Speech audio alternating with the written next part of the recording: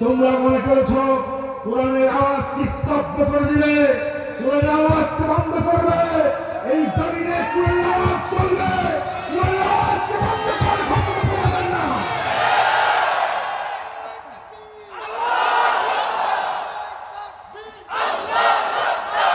মরতেই হবে যখন, শহীদি মরণ দিও আমাকে। মরতেই হবে যখন, শহীদি মরণ দিও আমাকে। ঠিক না?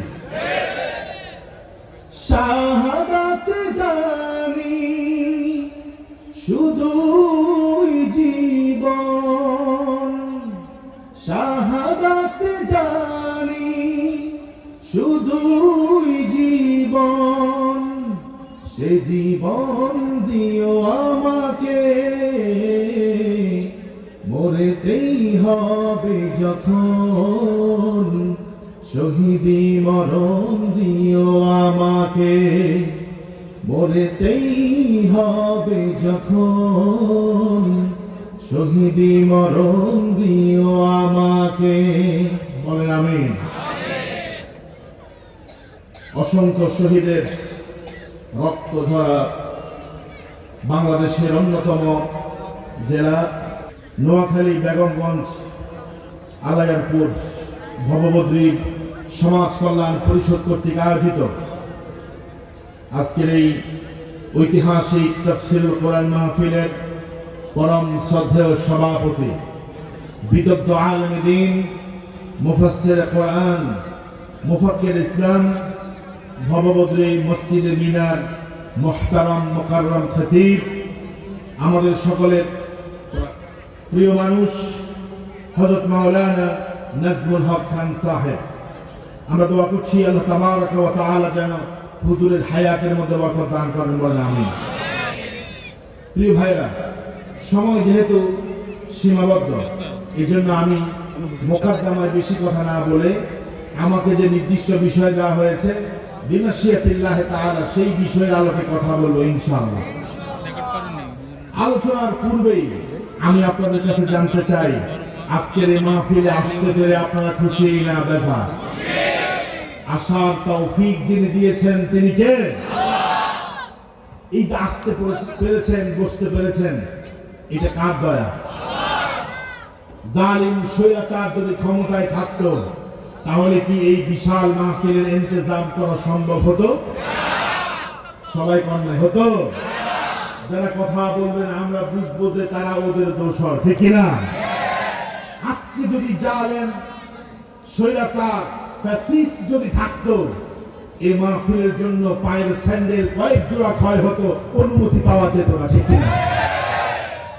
আপনাদের নিশ্চয়ই মনে আছে আল্লামা তারিক মুনাওয়ার, তার প্রোগ্রাম হওয়ার কথা ছিল, অ্যারেঞ্জমেন্ট হয়েছে, ব্যবস্থা হয়েছে।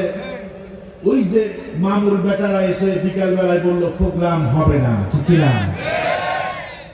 আমি বলি তোমরা কোথায়? দেখে যাও ভববদ্রীর ময়দানে হাজারো হাজারো কোরআন প্রেমিক এসেছে কোরআন শুনতে। তোমরা মনে করেছো কোরআনের আওয়াজ কি স্তব্ধ করে দিবে, কোরআনের আওয়াজকে বন্ধ করবে, এই জমিনে কোরআনের আওয়াজ চলবে, কোরআনের আওয়াজকে বন্ধ করার ক্ষমতা তোমাদের না।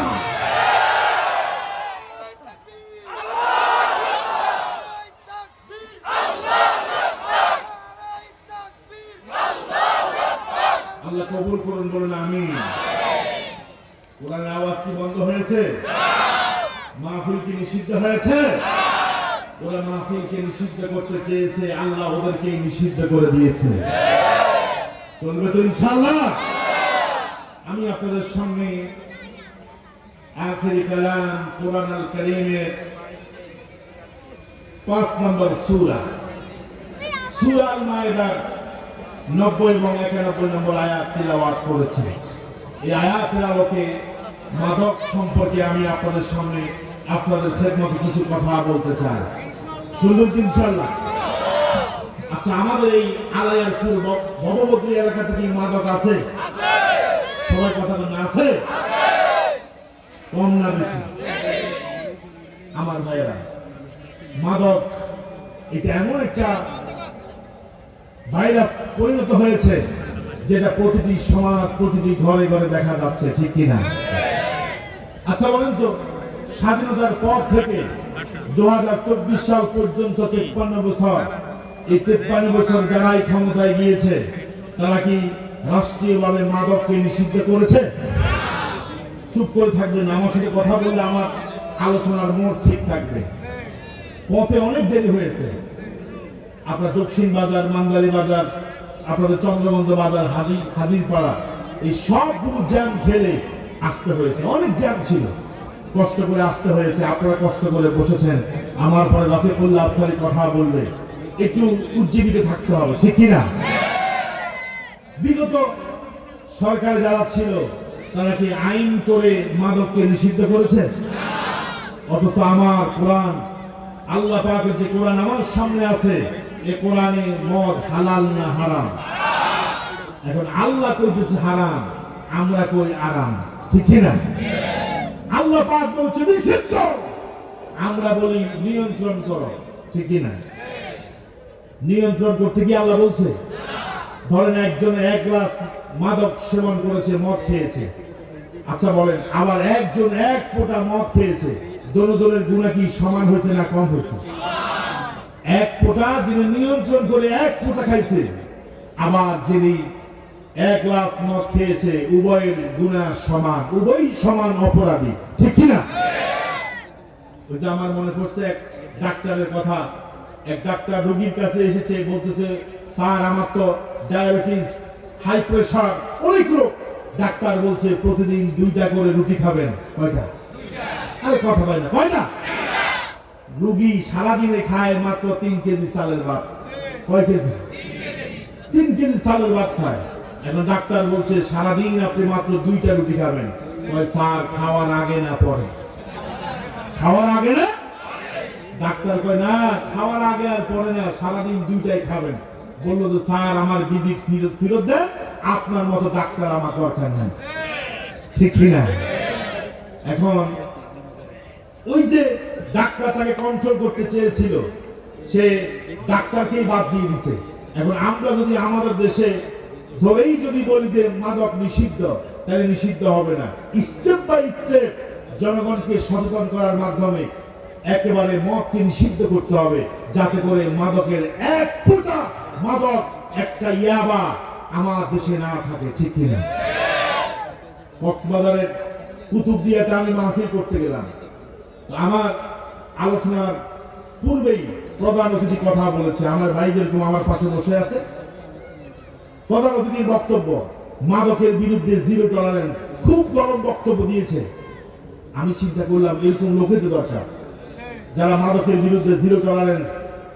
উনি বলছে যে আমার এই কুতুবদিয়াতে কোনো মাদক থাকবে না। খুব বলিষ্ঠভাবে বক্তব্য দিয়েছে। আলোচনার শেষে ওই নেতার জন্য আমি প্রাণ ভরে দোয়া করলাম। খাওয়ার টেবিলে যখন ডাইনিং এ গেলাম, আলোচনা শেষে একজন আমার একটা হুজুর কাল্লায় দোয়া করছেন। আমি তো কেন? প্রধান অতিথির জন্য, উনি তো ভালো কথাই বলছেন। তো হুজুর আপনি বুঝেন না, উনি মাদক সম্রাট, মাদকের ডিলার। আমি বললাম, উনি বললো যে মাদক চলবে না, মানে কি? উনি কয় হুজুর উনি বুঝাতে চাইছে আমি মাদক বিক্রি করি, আবার এই সমাজে অন্যরা বিক্রি করে, সুতরাং অন্যেরটা চলবে না, আমারটাই চলবে, ঠিক কিনা? মাদক চলবে না মানে অন্যেরটা চলবে না, আমারটা চলবে। আচ্ছা বলেন তো, এরকম লোকদেরকে ভিতরে রেখে, বাহিরে রেখে আমরা যদি বলি যে মাদকের বিরুদ্ধে 0 টলারেন্স, আমরা মাদককে ছাড় দেব না, তাইলে কি মাদক বন্ধ হবে? কক্সবাজারে মাদক সম্রাট বদি, নাম শুনছেন না? আমি কিন্তু ডাইরেক্ট কথা বলি, কারণ আমার কোনো ভয় নাই, ঠিক না? আমি ভয় করি কারে? আমি বাতিলকে ভয় করি না, ঠিক না? আমার ভাইরা, মাদক সম্রাট বদি, এটা আমরা সবাই জানি। বদিরে পুলিশে খুঁজে পায় না। যার কাছে 2টা ইয়াবা ট্যাবলেট পাওয়া গেছে, ওরে ধরে আচ্ছা মতো ফিরে চামড়া উঠায়, হাত পা ভেঙে দেয়। আচ্ছা বলেন, আসল তারে রেখে ছোট্ট খাট্ট 2-1 তারে ধরে যদি বলে যে আমরা মাদক নিয়ন্ত্রণ করব, মাদকের বিরুদ্ধে 0 টলারেন্স, মাদক শ্রেণীকে আমরা ছাড় দেব না, আচ্ছা বলেন তো তাহলে কি আপনার মাদক বন্ধ হবে? থেকে 1450 বছর আগে মানব জাতির কল্যাণের জন্য আল্লাহ রাব্বুল আলামিন বললেন, ও আমার গোলামেরা শোনো, ও আমার ঈমানদারেরা শোনো, ও বিলিভার্স, তোমরা যারা আমাকে বিশ্বাস করো, আমাকে বিশ্বাস করো যারা, তারা শোনো, ইয়া আইয়ুহাল্লাযীনা আমানু ইন্নামাল খামরু ওয়াল মাইসিরু ওয়াল আনসাবু ওয়াল আজলামু রিজসুম মিন আমালিশ শাইতান। আল্লাহ রাব্বুল আলামিন বললেন, বান্দারা শোনো, ও ঈমানদার শোনো, নিশ্চয়ই মদ, মাদকদ্রব্য, ওয়াল মাইসির এবং জুয়া, ওয়াল আনসাবু প্রতিমা মূর্তি, ওয়াল আজলামু লটারি, এই চারটা জিনিসকে আল্লাহ রাব্বুল আলামিন বললেন রিজসুম মিন আমালিশ শাইতান, এগুলো হলো শয়তানের কাজ, নিকৃষ্ট কাজ। ফাজতানিবুহু লাআল্লাকুম তুফলিহুন, এই কাজগুলো থেকে তোমরা দূরে থাকো, তোমাদেরকে যিনি সফলতা দান করবেন তিনি কে? ভগবতীর ভাইয়েরা, আমি জানি যে আপনাদের মধ্যে অনেক স্পিড আছে, জোরে বলেন কে? আরো জোরে বলেন। নেতার পিছনে স্লোগান দিলে তো বলা লাগে না, ঠিক না? একটা সিঙ্গারার জন্য যেই করে চিৎকার মারেন, নেতা তো ঠিকই আপনাকে রেখে পালিয়ে যায়, নেত্রী আপনাকে রেখে পালিয়ে যায়। যদি এই প্রশংসা গুণগান আল্লাহ করতেন, আপনার জন্য জান্নাত ওয়াজিব হয়ে যেত, ঠিক না? যাদের পিছনে চিৎকার দিয়েছেন ওরা কিন্তু ঠিক মতোই পিছন দরজা দিয়ে পালিয়ে গেছে, ঠিক না? আবার মাঝে মধ্যে বলে, কর্মীদেরকে বলে, তোমরা টেনশন নিও না, আমি কিন্তু কাছাকাছি আছি, শর্ট করে ঢুকে যাবো, ঠিক না? আমি বলি, শুনে না আফা, একটা তো আফা কইতে কইতে 320 বার বলে ফেলছে, ঠিক না?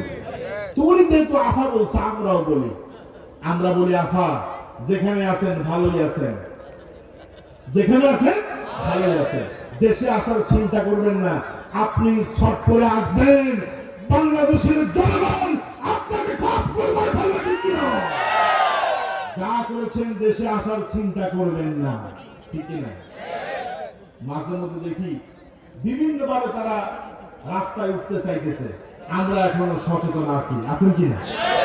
না ঘুমায় গেছেন? ঘুমিয়ে গেলে চলবে না, জাগ্রত থাকতে হবে, জালিমকে দ্বিতীয়বার চান্স দেওয়া যাবে না, কথা বলেন ঠিক কিনা? আমার ভাইরা, আমার সমাজ বন্ধুরা, আল্লাহ পাক মাদক নিষিদ্ধ করে দিলেন, চিরদিনের জন্য নিষিদ্ধ করে দিলেন। এ মাদক সমাজের রন্ধ্রে রন্ধ্রে ঢুকে যাচ্ছে। গবেষণায় বলছে 16:1 16 জনের মধ্যে একজন, কয়জন? প্রতি 16 জন মানুষের মধ্যে, গবেষণা বলছে বাংলাদেশের প্রতি 16 জন মানুষের মধ্যে একজন মাদক সেবী। তাহলে চিন্তা করেন, আমার আপনার আশপাশে বহু মানুষ আছে মাদক সেবী, ঠিক কিনা? মাদক কেন নিষেধ করলেন আল্লাহ? আল্লাহ রাব্বুল আলামিন বললেন, ইন্নামা ইউরিদুশ শাইতানু আন ইউকিআ বাইনাকুমুল আদাওয়াতা ওয়াল বাগদা। আল্লাহ রাব্বুল আলামিন বলেন, এই মাদক এবং জুয়া, মদ এবং জুয়া, মাদক দ্রব্য এবং জুয়া, এই দুইটার মাধ্যমে শয়তান তোমাদের মধ্যে বিশৃঙ্খলা সৃষ্টি করতে চায়, শত্রুতা সৃষ্টি করতে চায়, তোমাদের মধ্যে আদাওয়াত, শত্রুতা, ওয়াল বাগদা, বিদ্বেষ, শত্রুতা বিদ্বেষ তৈরি করে, যে তার নাম ইবলিস, ঠিক কিনা বলেন? কেমনে করে দেখেন, মাদক এবং জুয়া, এই দুইটার মাধ্যমে শয়তান মানুষকে আল্লাহর জিকির থেকে দূরে রাখে, নামাজ থেকে দূরে রাখে, ইসলাম থেকে দূরে রাখে, ঠিক কিনা? আপনারা দেখেন, মাদক সেবী যেগুলো হয়, এগুলা কি ইসলামের পক্ষে না বিপক্ষে? দুই একজনে বলছে ইন্নালিল্লাহ, পক্ষে না বিপক্ষে? ওরা রাতের বেলায় বোতল খায়, দিনের বেলা ইসলামের বিরুদ্ধে ষড়যন্ত্র করে, ঠিক কিনা? আমার মনে আছে, আপনাদের নিশ্চয়ই মনে আছে, আমাদের চাঁদপুরের মখা সাহেব, কি নাম? মখা। ওই যে রানা প্লাজা দোষে পড়েছে, রানা প্লাজা দোষে পড়ার পরে সকালবেলা সাংবাদিকদের জিজ্ঞাসা করলো, স্যার এই যে রানা প্লাজা ধসে পড়েছে, কারণ কি, ঘটনা কি? উনি কিছু না বলে বলল যে ওই যে ওরা, বুঝছেন তো, ওই যে ওরাই ধাক্কা মেরে ফেলে দিয়েছে, ঠিক কিনা? তা আমি এটা যখন দেখলাম ইন্টারনেটে, আমি চিন্তা করলাম, স্যার খাইছেন তো খাইছেন, অন্তত মেয়াদ দেখে খাইতেন, ঠিক কিনা? আপনি যেটা খাইছেন ওটার মধ্যে এক্সপায়ার ডেট ছিল না, মেয়াদ ছিল না, এই জন্য আপনি মেয়াদ উত্তীর্ণ গাঞ্জা খাইয়া, পানি খাইয়া, আপনি গাঞ্জা মদ এগুলো খাইয়া আপনি উল্টাপাল্টা কথা বলতেছেন, ঠিক কিনা? বিগত দিনে আমরা দেখেছি চোখগুলো লাল লাল করে কথা বলতো, মদ খেয়ে মাইকের সামনে এসে বলতো খেলা হবে, কি বলতো? আচ্ছা, কোন সুস্থ মস্তিষ্কের মানুষ আলেমদের সাথে কি খেলতে চায়? আলোচনার কথা বল না, খেলতে চায়? আলেমদের কি ধমক দেয়? আলেমদের কি গালিগালাজ করে? তারা রাতের বেলা খাইতো, দিনের বেলা এসে আবল তাবল বলতো, কারণ এরা ইসলামের দুশ্মন। যে মদ সেবন করে, জুয়া খেলে, ক্যাসিনো সম্রাট তাদের দলে, ঠিক কিনা? ক্যাসিনো সম্রাট কি হুজুর ছিল? আরে কথা বলে না, হুজুর ছিল? সববাজার মসজিদের ইমাম ছিল? ওদের দলের ছিল। সুতরাং মদ এবং জুয়া, মাদক দ্রব্য এবং জুয়া, এই দুটোর মাধ্যমে শয়তান শত্রুতা বিদ্বেষ তৈরি করে। আর মাদকের কারণে শয়তান মানুষদেরকে নামাজ থেকে, ইসলাম থেকে, আল্লাহর জিকির থেকে দূরে রাখে, ঠিক কিনা? আল্লাহ নবী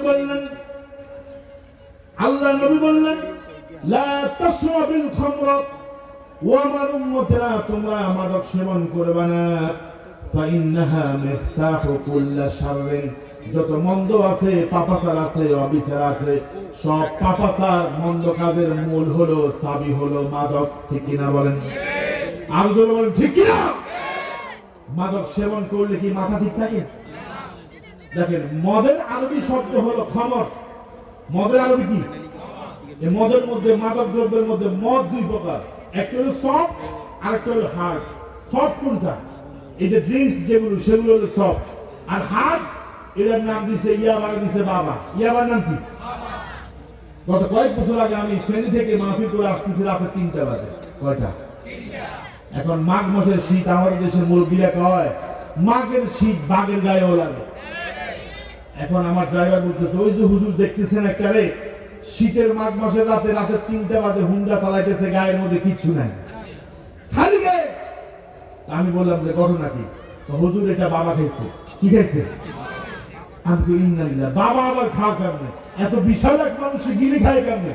হুজুর আপনারা এগুলা বুঝবেন না।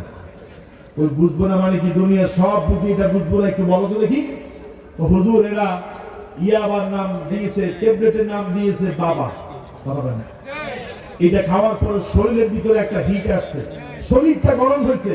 এখন শরীরকে কুল ডাউন করার জন্য রাতের বেলা হুন্ডা চালাইতেছে, শরীরটা যেন ঠান্ডা হয়, ঠিক কিনা?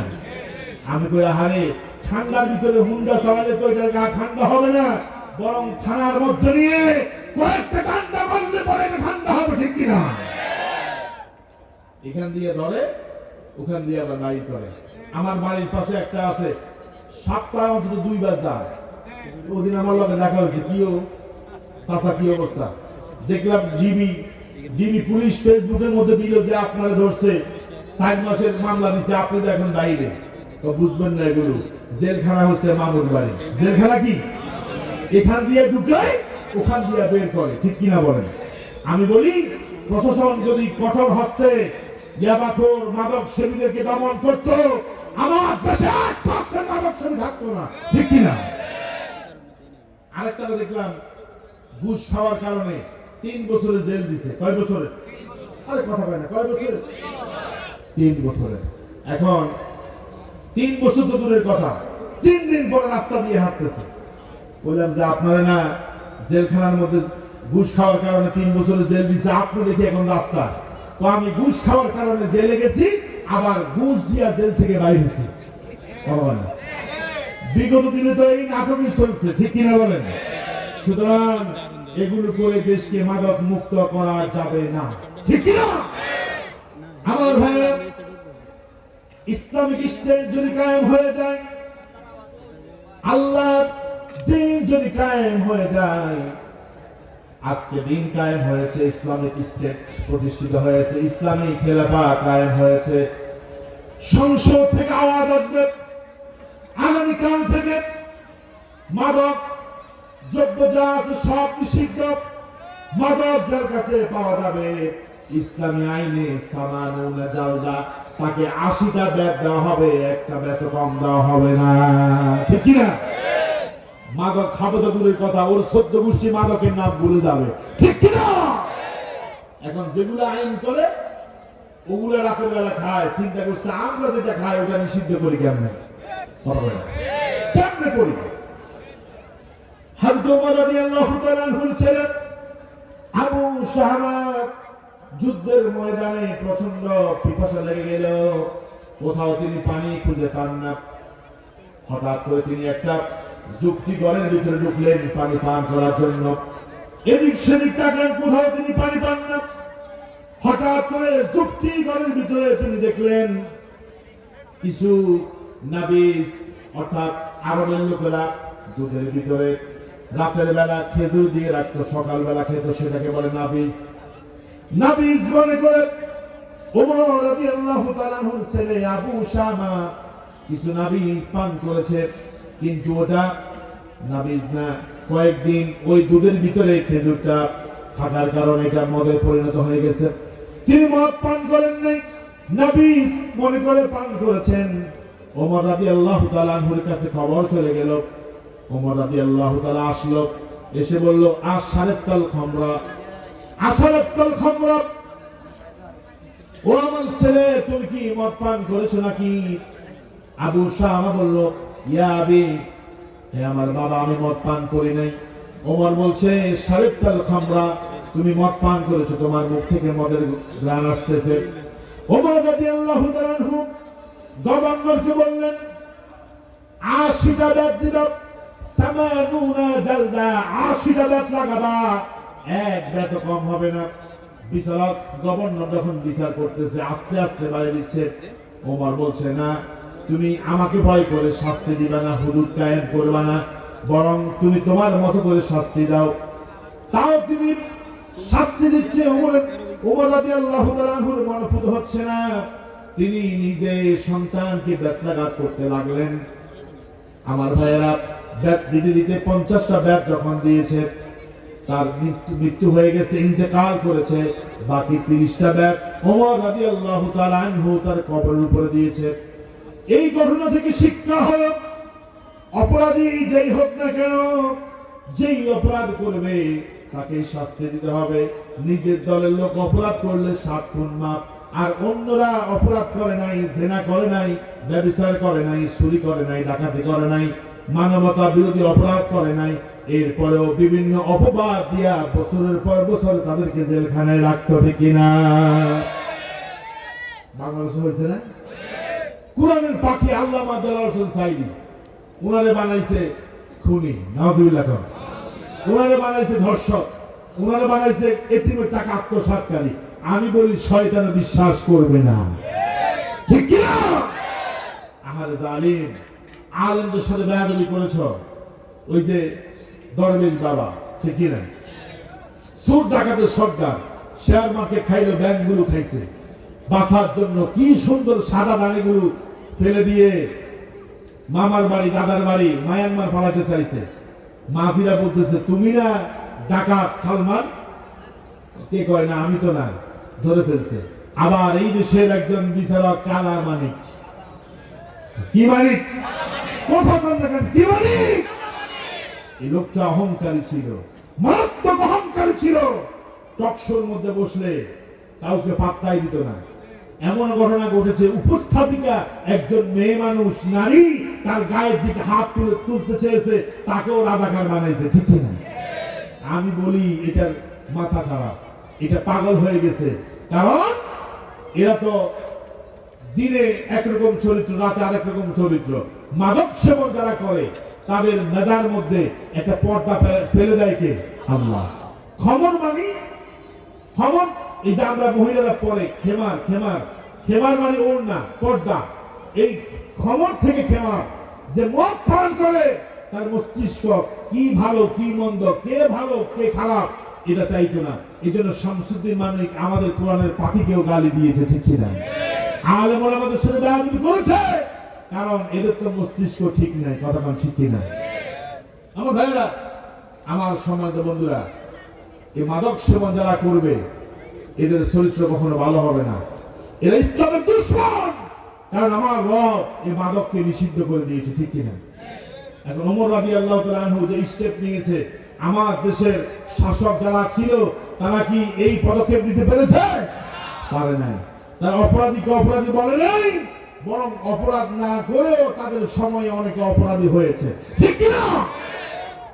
রাসূল বলেছে মদ পান করবা না, মাদক সেবন করবা না, যত অস্থির কাজ আছে, মন্দ কাজ আছে, নোংরা কাজ আছে, সবগুলোর চাবি হলো মাদক, ঠিক কিনা? আমি একটা ঘটনা পড়ছিলাম একটা সৌদি আরবের একটা কিতাবের মধ্যে, এক মহিলা, দুষ্ট মহিলা, মহিলারা দুষ্ট আছে না? লেডি ফেরাউনের দিকে তাকালে তো বোঝা যায় যে মহিলারা কত দুষ্ট, ঠিক কিনা? ইন্না কাইদা কুন্না আযীম, এদের চক্রান্ত খুব মারাত্মক। বনি ইসরায়েলের সময়ে এক মহিলা এক আবেদ বুজুর্গ ব্যক্তিকে দাওয়াত দিয়েছে তার বাসার মধ্যে।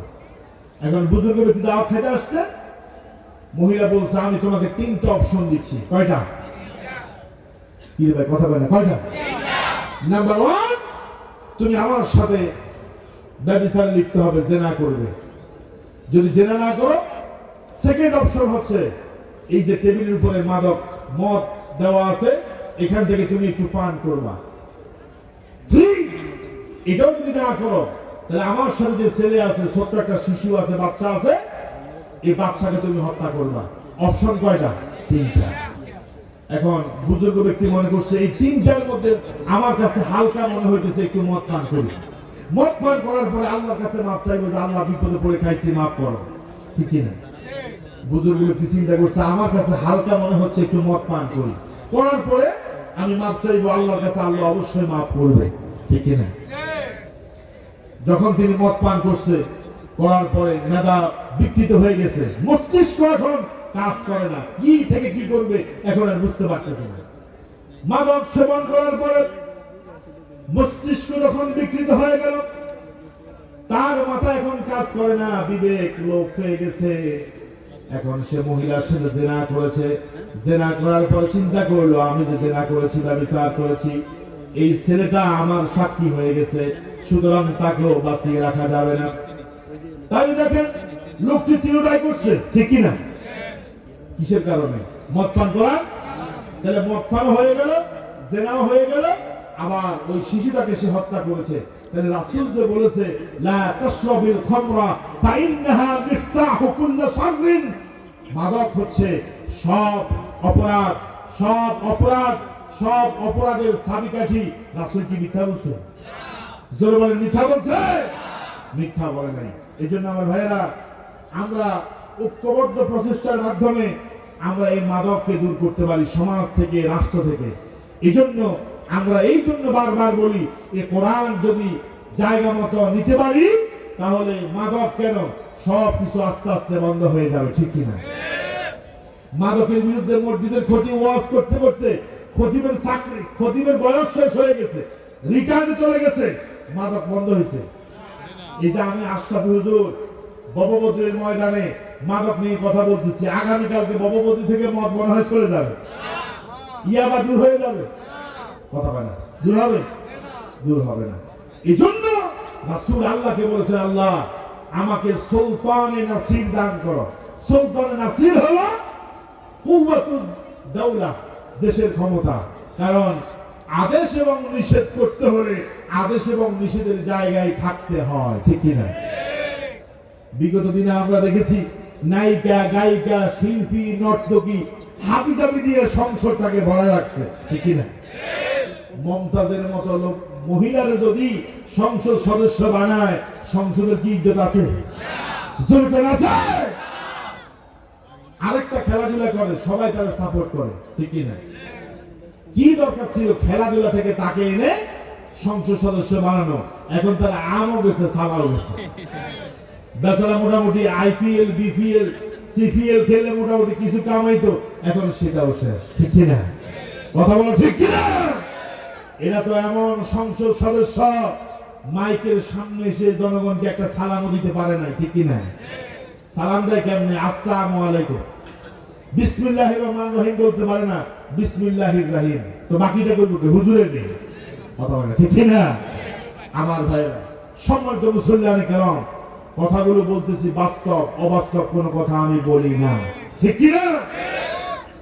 আমার ভাইয়েরা, ইসলাম যদি প্রতিষ্ঠিত হয়ে যায়, কোরআন যদি প্রতিষ্ঠিত হয়ে যায়, রাষ্ট্রীয়ভাবে আইন করা হবে। আল্লাহ রাব্বুল আলামিন কোরআনের মধ্যে যা কিছু হারাম করেছেন, যা কিছু নিষেধ করেছেন সেগুলো নিষেধ, যা হালাল করেছেন সেগুলো হালাল। আল্লাহ রাব্বুল আলামিন বললেন, আল্লাহ রাব্বুল আলামিন কোরআনুল কারীমের মধ্যে স্পষ্ট বললেন, আল্লাহ এবং তার রাসূল যেই সিদ্ধান্ত দেয় ওই সিদ্ধান্তের ভিতরে বান্দার কোনো ইখতিয়ার থাকে না। আমার ভাইয়েরা, আল্লাহ সিদ্ধান্ত নিলেন মদ হারাম, চিরকালের জন্য হারাম, ঠিক কিনা? আমার দেশে মাদক নিয়ন্ত্রণ আইন আছে, কথা বলে, মাদক নিয়ন্ত্রণ আইন আছে। আচ্ছা, আল্লাহ কি নিয়ন্ত্রণ করতে বলছে না বাদ দিতে বলছে? তুমি নিয়ন্ত্রণ করার কে নিয়ে? কথা বলে না। সুদ হারাম, এখন সব জায়গায় সুদ চলে, ঘুষ হারাম, কিন্তু একজন মন্ত্রী সংসদে টপ অফ অর্ডার দাঁড়িয়ে বলতেছে ঘুষ হচ্ছে স্পিড মানি। এখন উনি সংসদে দাঁড়িয়ে যদি বলে ঘুষ স্পিড মানি, তাহলে আমার দেশের ঘুষখোরগুলো কি ঘুষ ছাড়বে না বেশি করে খাবে? তোমার একটা কাছে ঘুষ স্পিড মানি বেশি করে খাও। ওই যে নোয়াখালী ভাষা আপনারা বলেন, এমনিতে উল্লাহ বুড়ি আরো করছে বলে বাড়ি, এমনিতে তো সবাই তাকিয়ে আছে যে কোনো ঘোষণা আসে কিনা। আবার এখান দিয়ে আপনারা বলছেন যে স্পিড মানি, ঘুষ খাইলে স্পিড বাড়ে, তাইলে তো যারা ঘুষখোর ওরা করবে যে আগামীকাল থেকে আরো বেশি খাবো, ঠিক কিনা? গতকালকে আমার যেখানে মাহফিল ছিল, আমার পাশে চেয়ারম্যান সাহেব বসা ছিল, আমি ওনাকে একটা পরামর্শ দিয়েছিলাম। কি পরামর্শ? আমি বললাম, শুনেন, এই যে ভোটার তালিকা, ছবি সহ ভোটার তালিকা আপনারা দেখছেন না? এই সমাজের মধ্যে, আলায়ানপুর ইউনিয়নের মধ্যে কে কে মাদক সেবন করে, মাদকের সাথে সম্পৃক্ত আছে, এটা আলায়ারপুর এলাকার মানুষ জানে কি জানে না? চেয়ারম্যান সাহেব মনে হয় জানে না, চৌকিদার মনে হয় জানে না, মেম্বার মনে হয় জানে না। জানে মানে ওনারা বেশি জানে। আমি তাকে পরামর্শ দিয়েছি, ইউনিয়ন পরিষদের সামনে এই ইউনিয়নের মধ্যে কোন ওয়ার্ডে কে মাদক সেবন করে তার ছবি সহ তার বাবার নাম সুদ্ধা ওই ইউনিয়ন পরিষদের মধ্যে টাঙ্গানো থাকবে। এলাকার মধ্যে যদি কেউ আসে দেখবে যে অমুকের ছেলে তো অমুক করে, এটা তো মাদক সেবী, মদবী, ইয়াবাকো, ওটার সাথে আমার মেয়ের বিয়ে দেওয়া হবে না, ঠিক কিনা? কথা কি ভুল বলছি? চোর যেগুলো আছে, চোর, শীত চোর থেকে শুরু করে বড় চোর, এগুলার ছবি সুদ্ধা, বাবা মায়ের নাম সুদ্ধা যদি একেবারে যদি ইউনিয়ন পরিষদের সামনে যদি ছবি সুদ্ধা লাগায় দেওয়া হয়, চুরি থাকবে? আর কথা না, চুরি থাকবে? চোরের বাবা চেয়ারম্যান সাহেবের পা ধরে বলবে, স্যার আমার ছেলে আগামীকাল থেকে চুরি করবে না, ওটার নামটা কেটে দেন, ছবিটা বাদ দেন, ঠিক কিনা? যেমন কুকুর তেমন মুগুর, কথা বলেন ঠিক কিনা? কথা বলেন ঠিক কিনা? কিন্তু এটা তো করবে না, করতে দিবে না। এটা যদি করতে পারে দেখবেন যে অন্তত প্রাথমিক পদক্ষেপে ইয়াবাখোর যেগুলো আছে এগুলো অন্তত ভালো হয়ে যাবে, ঠিক কিনা? কথা বলেন না? আমার সম্মানিত ভাইরা, ঐশীর নাম আপনারা শুনেছেন, পুলিশ অফিসার মাহফুজুর রহমানের মেয়ে ঐশী। এই পুলিশ অফিসার মাহফুজ কত নিরপরাধ মানুষের হাতের মধ্যে হ্যান্ডকাপ লাগাইছে। কি লাগাইছে? আরো জোরে করেন না, কি লাগাইছে? হ্যান্ডকাপ লাগিয়েছে অন্যায় ভাবে। সে আধুনিক, তার স্ত্রীও আধুনিক, মেয়ে ঐশী সেও আধুনিক। মেয়ে বলে, বাবা বন্ধুদের সাথে আমি গ্রুপ স্টাডিতে যাব। বাবা বলে, যাও। মেয়ে বলে, মা আমি আমার বন্ধুদের সাথে ঘুরতে যাব। মা বলে, যাও, কারণ তারা হলো ডোন্ট মাইন্ড পরিবারের মানুষ। কি মাইন্ড? এখানে আসেননি কেউ? হাত তোলেন তো দেখি। ওরে বাবা, সব আল্লাহর ওলি, জান্নাত থেকে পালায় আসছে, ঠিক না? এখন ঐশীর বাবা পুলিশের বড় অফিসার মাহফুজুর রহমান, মাও শিক্ষিত, এলিট পার্সন। মা বলে, যাও বন্ধুদের সাথে ভালো করে ঘুরো। বাবা বলে, নাইট ক্লাবে যারা যাও, সমস্যা নাই। ওরা প্রি মিক্সিংকে গুনাহ মনে করে না, অপরাধ মনে করে না, যেখানে ইচ্ছে সেখানে চলে যাও। এখন ঐশী প্রতিদিন বন্ধুদের সাথে আড্ডা দেয়, বন্ধুদের সাথে মিশে প্রি মিক্সিং করে, গ্রুপ স্টাডির নামে সে অন্যায় কাজে জড়িত হয়ে গেছে। ওই যে বন্ধুরা ইয়াবা সেবন করে, মাদক সেবন করে, আস্তে আস্তে ঐশী ভালো ঘরের মেয়ে, তাকেও আস্তে আস্তে একটু একটু করে ইয়াবা সেবন করাইছে। এখন ঐশী ড্রাগ অ্যাডিক্টেড হয়ে গেছে। এখন ঐশীও বন্ধুদের সাথে প্রতিদিন মদের আড্ডায় বসে ইয়াবা সেবন করে, গাঞ্জার মধ্যে টান মারে, ঠিক না? একদিন আমি পত্রিকার নিউজ বলতেছি, সময় আছে আমার আর 23 মিনিট। আমার ভাইরা রাতের গভীর রাতে ঐশী ঘরে আসছে। বাবা বলছে, এত রাত কোথা থেকে এসেছ? বললো যে আমার বন্ধুদের সাথে গল্প গুজব করে আড্ডা দিয়ে আমি এসেছি। বাবা বলছে, আগামীকাল থেকে তুমি বাহিরে যেতে পারবে না, তুমি মেয়ে মানুষ, এত রাতে তুমি ঘরে ফেরো, এটা তো ভালো লক্ষণ না। ঐশী বলছে, বাবা আমাকে যেতেই হবে, বন্ধুদের সাথে আমার অনেক কাজ আছে। বাবা মা যখন তাকে প্রেশার ক্রিয়েট করলো, একটু টাইট দিল, যখন তাকে নিষেধ করলো তুমি এই আড্ডায় যেতে পারবে না, ঐশী এবার চিন্তা করছে, মা এবং বাবাই তো আমার শত্রু, ঠিক না? এটা আল্লাহ বলছে, ইন্নামা ইউরিদু শাইতানু আন ইউকিআ বাইনাকুমুল আদাওয়াতা ওয়াল বাগদা। শয়তান মদ এবং জুয়ার মাধ্যমে কিভাবে শত্রু তৈরি করতেছে আমি তাফসীর করতেছি। এর তাফসীর করতে যাই উদাহরণ দেওয়া লাগবে কি না? এখন ঐশীরে যতই বলে তুমি বাহিরে যেতে পারবে না, ঐশী কয় না, আমি মানবো না। সে এমন ড্রাগ অ্যাডিক্টেড হয়েছে, বাহিরে যাওয়া এখন তার নেশা হয়ে গেছে। বন্ধুদের সাথে দিনের বেলা মিলিত হলো, বন্ধুরা বললো, ঐশী তোমার এখন আর নিয়মিত আমাদের কাছে দেখা যায় না, আমাদের সাথে তুমি ইয়াবা সেবন করো না, মাদকের আড্ডার মধ্যে তোমার দেখা যায় না, কারণটা কি? ঐশী বললো, আমার মা আমাকে আসতে দেয় না, বাবা আমাকে ঘর থেকে বের হতে দেয় না, ওরা আমাকে বাধা দিচ্ছে। বন্ধুরা বলছে, শোনো, উপায় একটা, মা বাবাকে দুনিয়া থেকে বিদায় করে দাও, তাহলে তুমি যেটাই ইচ্ছা সেটাই যেতে পারবা, ইচ্ছে মতো আমাদের সাথে ঘুরতে পারবা, নো টেনশন, নো ফুর্তি। নাজমিলা বলবেন না? দেখেন কেমনে মত মানুষের মাথাকে, মেধাকে বিকৃত করে, মস্তিষ্ককে বিকৃত করে দেয়।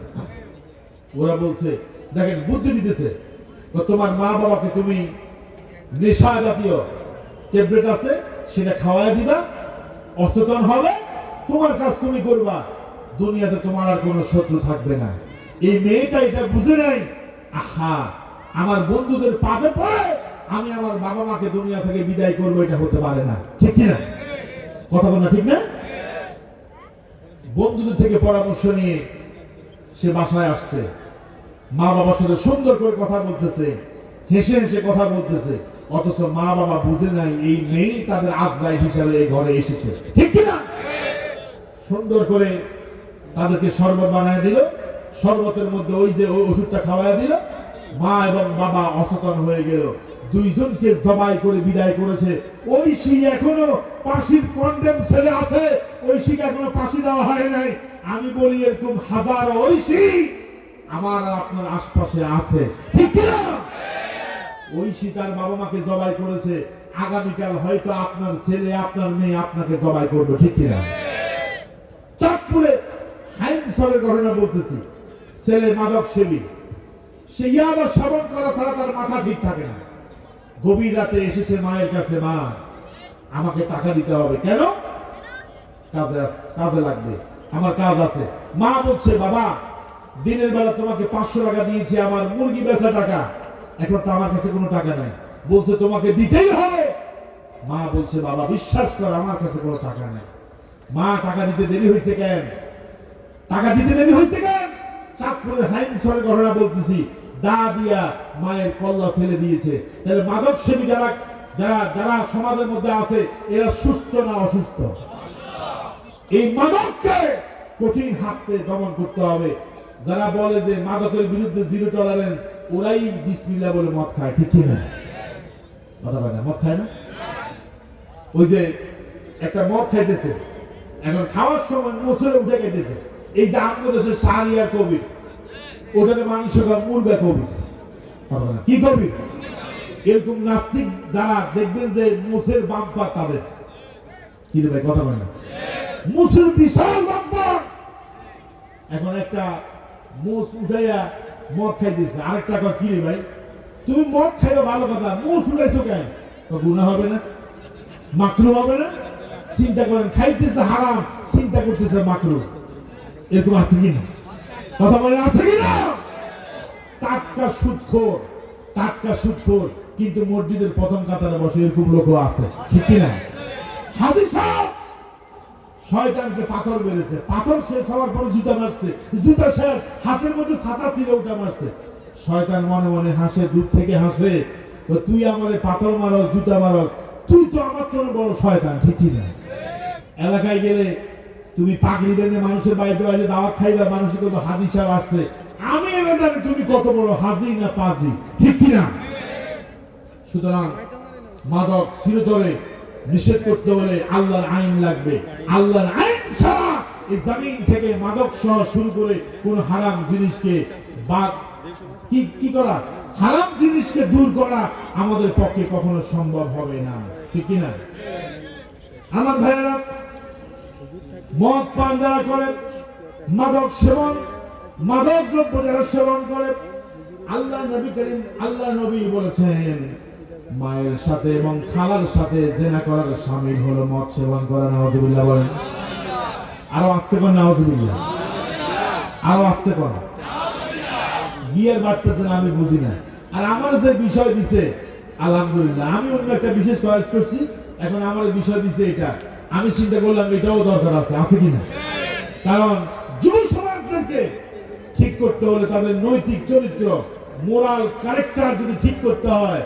তাইলে তাদেরকে যদি দ্বীনের পথে আনতে হয় তাহলে তাদেরকে ইয়াবা থেকে মাদক দ্রব্য থেকে জুয়া থেকে তাদেরকে বিরত করতে পারলেই তাদের দ্বারা ভালো কাজ সম্ভব ঠিক কিনা আল্লাহ রাসূল বললেন শুনো আমার উম্মতেরা আল খামরু উম্মুল ফাওয়াহিশ যত অশ্লীল কাজ এই পৃথিবীতে আছে অন্যায় কাজ আছে অশ্লীল কাজ আছে সব অন্যায় এবং অশ্লীল কাজের মা হলো মাদক কে বলেছেন মুহাম্মদ সাল্লাল্লাহু আমার কথা না রাসূল বলছে যত অশ্লীল কাজ আছে বেহায়াপনা আছে সব অশ্লীল এবং বেহায়াপনা এগুলোর মূল হচ্ছে মা হচ্ছে মাদক দ্রব্য ঠিক কিনা আকবারুল কাবায়ের যত বড় কবিরা গুনাহ আছে কবিরা গুনার মধ্যে বড় গুনার মধ্যে মাদক সেবন অন্যতম কবিরা গুনাহ বলেছেন মুহাম্মদ সাল্লাল্লাহু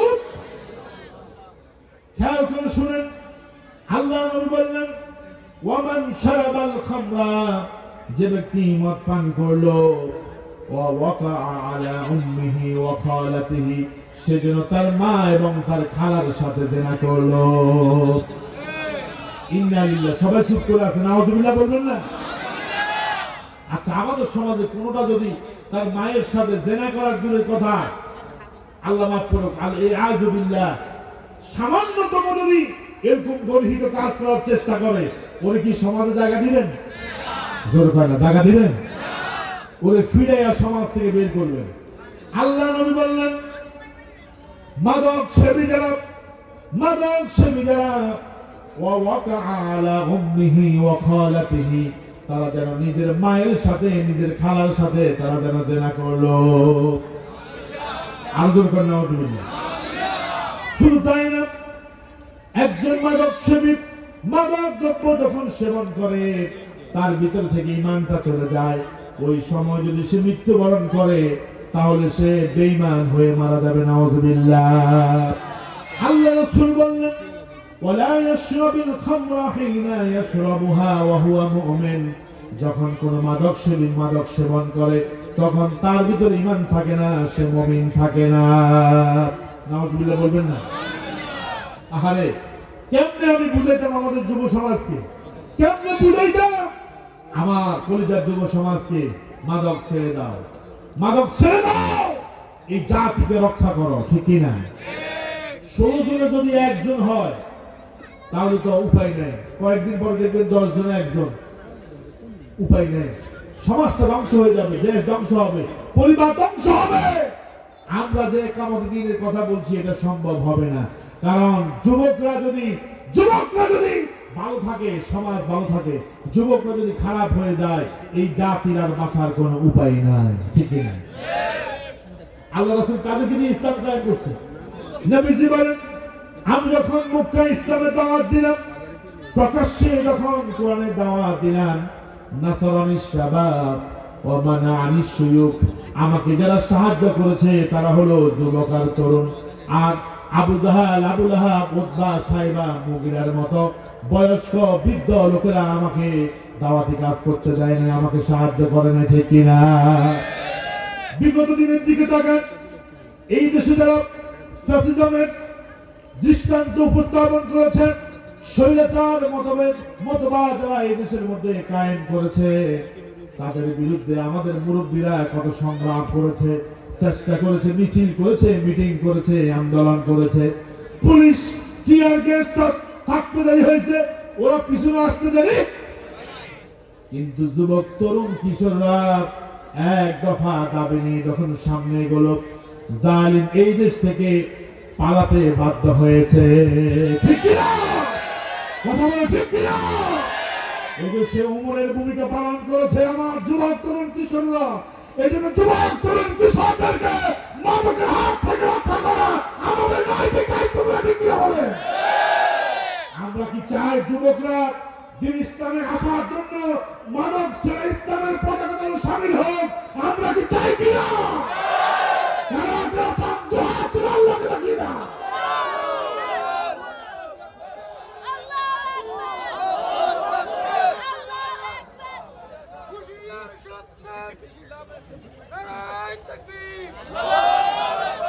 বেকারের চার্জ নাই, ওইটা না। দেখেন, শেষ পর্যায়ে রাসূল সাল্লাল্লাহু আলাইহি ওয়াসাল্লামের পালক পুত্র যায়েদ ইবনে হারেসা রাদিয়াল্লাহু তাআলা আনহু, এই যায়েদ ইবনে হারেসা রাদিয়াল্লাহু তাআলা আনহু সন্তানের নাম হলো ওসামা। বলেন কি নাম? ভাই সবাই কথা বলেন, কি নাম? ওসামা। আচ্ছা, আপনারা কি বুট বাদাম খাইতেছেন? তো আওয়াজ নাই, বুট বাদাম খাচ্ছেন নাকি তাহিরির মতো আমি ঢেলে দিব? পানি খাওয়াবো? পানি কি ঢেলে দিব? এখন কি যেন বলতেছিলাম? যায়েদ ইবনে হারেসার ছেলে ওসামা, বয়স হলো 14, 14 ইয়ার্স ওল্ড, 14 বছর বয়স। উহুদের যুদ্ধ, সাহাবায়ে কেরামকে রাসূল রিক্রুট করছেন। ওসামা এদিক সেদিক শুধু পালাচ্ছে। আল্লাহ রাসূল সাল্লাল্লাহু আলাইহি ওয়াসাল্লাম বলছেন, ওসামা এদিকে আসো, তাআল হেনা, এদিকে আসো। ওসামা আসছে। রাসূল বলছে, মাযা তুরিদু ইয়া ওসামা, হে ওসামা তুমি কি চাও? উহুদের ময়দানে আমরা যুদ্ধ করতে যাব, তুমি একবার এইদিকে আবার ওইদিকে যাচ্ছ কেন? ওসামা বলল, ইয়া রাসূলুল্লাহ, ইন্নী উরিদু আন আযহাবা ইলাল গাজওয়াতিল উহুদ, আমি উহুদ যুদ্ধে যেতে চাই, কাফের মুশরিকদের সাথে যুদ্ধ করতে চাই। আল্লাহু আকবার। রাসূল বলল, ওসামা রে, তোমার বয়স 14 বছর, তুমি এখন জিহাদের ময়দানে যাওয়ার বয়স তোমার হয় নাই, ম্যাচুরিটি হয় নাই, তোমার ম্যাচুরিটি এখন হয় নাই, তোমাকে জিহাদের ময়দানে যেতে অনুমতি দেওয়া হবে না। ওসামা বলল, ইয়া রাসূলুল্লাহ সাল্লাল্লাহু আলাইহি ওয়াসাল্লাম, আমি বলছি আমি জিহাদের ময়দানে গিয়ে লড়াই করতে পারবো, জিহাদ করতে পারবো। ইয়া রাসূলুল্লাহ ইযিল্লি বিজিহাদে, আমাকে আপনি জিহাদ করার অনুমতি দেন। আমি ওসামা বলছি, কাফের মুশরিকদের বিরুদ্ধে প্রাণপণ আমি লড়াই করব, জিহাদ করে ইসলামের পতাকাকে আমি উড্ডীন করব। রাসূল তাকে অনুমতি দিয়ে দিলেন। 14 বছর বয়সে ওই ওসামা ইবনে যায়েদ উহুদের ময়দানে বীরত্ব দেখাইছে। আল্লাহু আকবার। ওমর রাদিয়াল্লাহু তাআলা আনহুর সময়ে রোমানদের বিরুদ্ধে জিহাদ করতে হবে। এখন সেনাবাহিনী প্রয়োজন, কাকে সেনাবাহিনী বানানো হবে? এক একজন সাহাবী এক একজনের কথা বলতেছে, প্রস্তাব দিতেছে। সবাই বলছে, উহুদের যুদ্ধে ওসামা যে বীরত্ব দেখিয়েছে রোমানদের বিরুদ্ধে, এই 21 বছরের ওসামাকে যদি সেনাপতি বানানো যায়, তাহলে আশা করা যায় রোম সাম্রাজ্যের বিরুদ্ধে মুসলমানরা জয়লাভ করবে। আল্লাহু আকবার। যেই কথা সেই কাজ। ওমর রাদিয়াল্লাহু তাআলা আনহু রোমানদের বিরুদ্ধে সৈন্যদেরকে রিক্রুট করলেন আর সেনাপতি বানায় দিলেন 21 বছর বয়সী ওসামা ইবনে যায়েদকে। আল্লাহু আকবার কোন। ওই ওসামা ইবনে যায়েদ সেনাপতির দায়িত্ব পালন করেছেন আর মুসলমানরা রোমানদের বিরুদ্ধে জয় ছিনিয়ে এনেছে। আমি বলি যুবক, যেই বয়সে ইসলামের জন্য মুসলমানদের এই ক্রান্তিকালে কোরআনের জন্য ইসলামের জন্য তোমাকে রক্ত দেওয়া প্রয়োজন, তখন তোমরা মাদকের পিছনে হাঁটতেছ, ইয়াবা সেবন করে মাতাল হয়ে তোমরা নিজেদেরকে ধ্বংস করতেছ। তোমরা আজকে ইতিহাস থেকে হারিয়ে যাচ্ছ। যেই সময়ে ইসলামের জন্য তোমাদের রক্ত দেওয়ার কথা, কোরআনের আন্দোলন সাঙ্গা করার কথা, ইসলামের জন্য রক্ত দেওয়ার কথা, সেই সময় তোমরা বাতিলের পিছনে হেঁটে, কুলাঙ্গারদের পিছনে হেঁটে তোমাদের শক্তিকে তোমরা ব্যয় করতেছ। ইয়াবা গাঁজা মদ খেয়ে তোমাদের নিজেকে তোমরা ধ্বংস করে দিচ্ছ, ঠিক কিনা? আল্লাহ রাব্বুল আলামিন বললেন, ওয়ালা তুলকু বিআইদিকুম ইলা তাহালুকা, ও বান্দা তোমরা তোমাদের নিজেদেরকে ধ্বংসের দিকে তোমরা নিয়ে যেও না। মাদক সেবন যারা করে নিজেকে নিজে ধ্বংস করে, মাদক সেবন করে নিজের পরিবারকে শেষ করে দেয়, জাতিকে শেষ করে, নিজের চরিত্রকে শেষ করে দেয়, ঠিক কিনা? আর সিগারেট পান করার পরে আস্তে আস্তে মাদক দ্রব্যের দিকে যায়, ঠিক কিনা? আচ্ছা, সিগারেট খান কারা কারা, একটু হাত তোলেন দেখুন। ওই যে হাত তুলছে বলে বলে নতুন নতুন মুরব্বী, ও আন্দাজে হাত তুললেন না। এই আন্দাজে ভোট দিয়ে আজকে এত বিপদ, ঠিক কিনা? হাত তোলা যাবে না আন্দাজে। উত্তরবঙ্গে গেছি, মাহফিল শেষে কয় হুজুর আমার 2 লাখ টাকা দরকার, কালেকশন করেন। তো 5 মিনিটে আমি কালেকশন করবো। আমি বলছি কে 1 লাখ টাকা দিবেন, দাঁড়ায় যান। এক মুরব্বী দাঁড়ায় গেছে, সবাইকে মাশাআল্লাহ মারহাবা। মুরব্বীকে কি আর কি আর কি ছিল, তো আমরা 1 লাখ টাকা দিবেন, এলাম আমরা মারহাবা করছি। কো না আয় আমি না খাওয়াইছি, মানে হেঁটে ঘুমে আসছিল। আমি কইছি 1 লাখ টাকা দিব, কে হেঁটে উঠে গেছে, বুঝে না কথা না, না বুঝি উল্টা উল্টা ভোট দিয়ে আজকে এই বিপদ, ঠিক কিনা বলেন? কথা বলেন ঠিক কিনা? এই যে আমার ভাই বসে আছে কোরআনের এই মঞ্চে, এই লোকগুলোকে কোরআনের মঞ্চে ওই সময় দেখা যাইতো না। গাঁজাখোর, মদখোর, ইয়াবাখোর তাদেরকে এনে বসাইতো, ঠিক কিনা কম? আর হুজুরদের মাইক কেড়ে নিয়ে যেত, হুজুররা কথা বলতে পারতো না, ঠিক কিনা? এখন জালিমও নাই, মাহফিলের অনুমতিরও প্রয়োজন নাই, ঠিক কিনা? এই ময়দানকে যিনি উন্মুক্ত করে দিয়েছেন তিনি কে? সিগারেট থেকে আস্তে